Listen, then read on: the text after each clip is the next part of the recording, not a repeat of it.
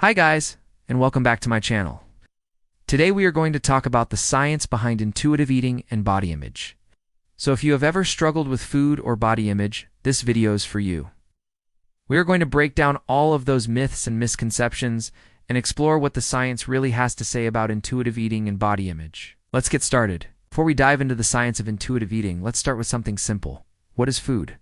When we think about food, we might imagine tasty meals and snacks that we enjoy eating. But did you know that food is actually a source of energy for our bodies? Different types of foods provide different amounts of energy, which is measured in calories. Our bodies need this energy to function properly, whether we are sitting still or running around. Now let's talk about weight. It's not just a number on the scale. It's a measure of how much matter is in our bodies. This includes our organs, muscles, bones, and even the water in our cells. The amount of matter in our bodies is always changing, because we are constantly growing and replacing old cells with new ones.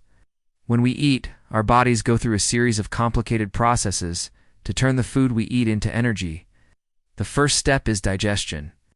During digestion, our bodies break down the food we eat into smaller parts called nutrients. These nutrients are then absorbed into our bloodstream and transported to our cells. Once the cells have absorbed the nutrients they need, the leftover waste is eliminated from our bodies as poop. Our bodies use the energy from the food we eat to carry out all of the functions that keep us alive, such as breathing, circulating blood, and growing new cells.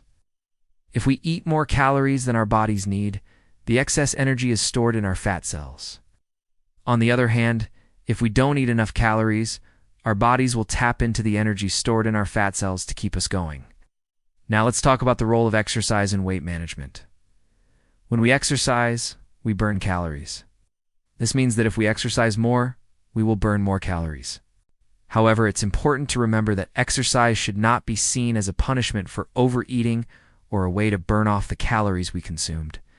Instead, exercise should be viewed as an opportunity to nourish our bodies and improve our overall health. It's also worth noting that our body mass index, or BMI, is a measure of whether we are underweight, normal weight, overweight, or obese based on our height and weight. While BMI is a useful tool for public health officials, it's not a perfect measure of our overall health. Some people who have a high BMI may be very healthy, while some people who have a low BMI may be at risk of malnutrition. So now that we understand the basics of food, weight, and exercise, let's dive into the science of intuitive eating and body image. Intuitive eating is a way of eating that allows us to listen to our body's hunger and fullness cues. It rejects the idea that certain foods are good or bad and allows us to make peace with food in our bodies. On the other hand, dieting often involves restricting the types and amounts of food we eat, and can lead to feelings of deprivation and binging. In contrast, intuitive eating encourages us to honor our hunger and fullness cues and to reject the diet mentality. By tuning into our bodies, we can learn to satisfy our hunger with the right foods and stop eating when we are full. Let's take a closer look at the science behind intuitive eating. When we haven't eaten in a while, our bodies produce hormones like ghrelin, which tells us we are hungry and it's time to eat. As we start eating, our bodies begin to feel more satisfied. Hormones like leptin and cholecystokinin are released, which tell us we are full and we don't need to keep eating. However, sometimes we eat for reasons other than hunger, such as stress, boredom, or sadness. These are examples of emotional eating. Emotional eating can be a way of coping with difficult emotions, but it's not always the healthiest choice.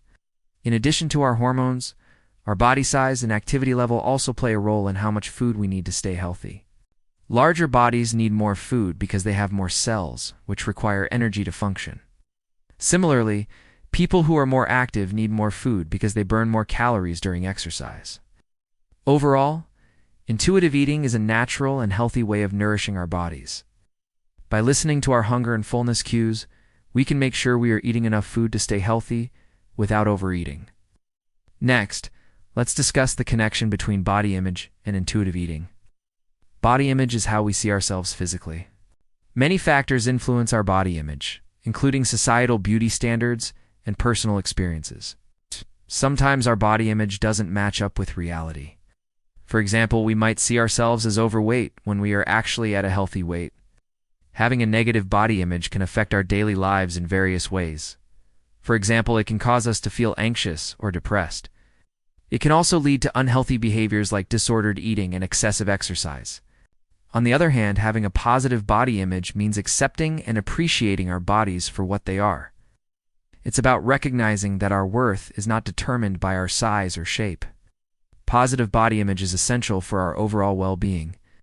When we have a positive body image, we are more likely to take care of our bodies by eating healthily, exercising regularly, and getting enough rest. Additionally, people with positive body images tend to have better mental health and higher self-esteem. They are also less likely to engage in unhealthy behaviors such as binge eating or extreme dieting.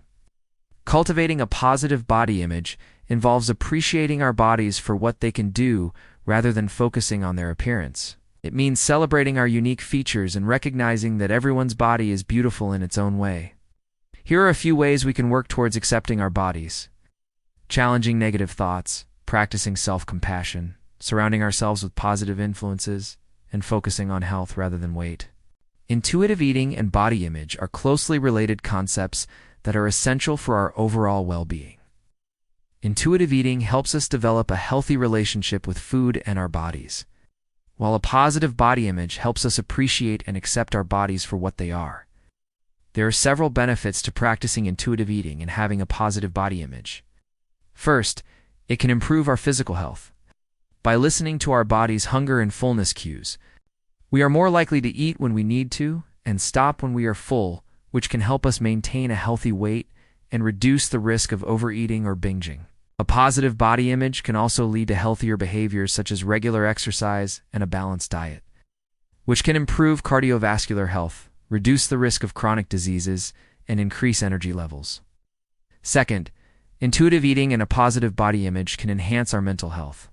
By rejecting the diet mentality and making peace with food, we can reduce the stress and anxiety associated with food and weight.